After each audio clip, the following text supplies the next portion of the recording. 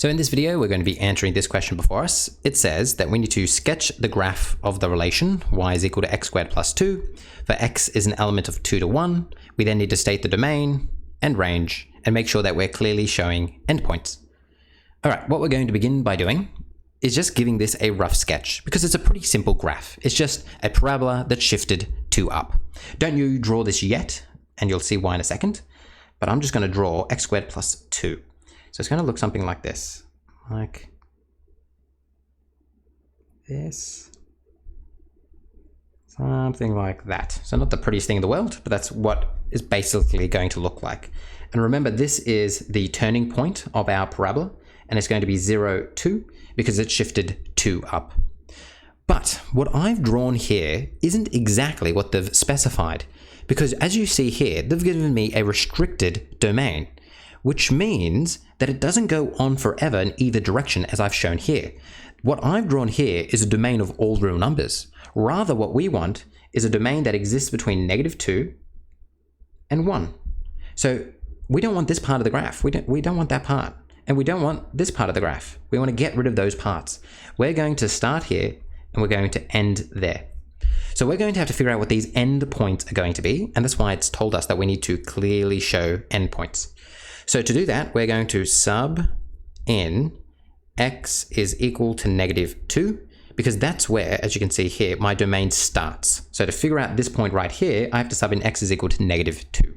So I'm going to get y is equal to -2 squared plus 2, which is going to be 4 plus 2, which is 6. Therefore, when x is -2, I get 6 out. And that checks out because when I look over here, it looks about right. So that point right there is going to be -2, 6. Then, to find this point right here, I'm going to sub in x is equal to 1. So I'm going to get y is equal to, I'll sub 1 in here, plus 2. Y is going to be, 1 squared is 1 plus 2. 1 plus 2 is 3. Therefore, 1, 3 is going to be my other endpoint. So I come over here, this is going to be 1, 3. And just like that, I have drawn myself a very pretty graph. We then move on to the next part of the question, which is asking me to find the domain and the range. Now, hopefully no one gets the domain incorrect. And the reason why is because it's given to us in the question itself. It's from -2 to 1. So hopefully no one gets that wrong. We can also see what the domain is by looking at our graph here.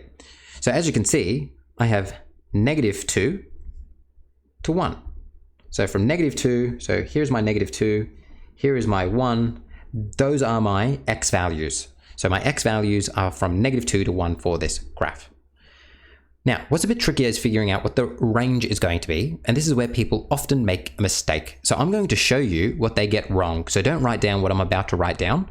Hopefully by showing you what people do incorrectly, you won't do it in the future. So this is how people mess this up. What they do is they say, well, here is my y value, here is 6. Here's my other y value, which is 3. They know that my range is all the possible y values. So that means it's going to be from 3 to 6.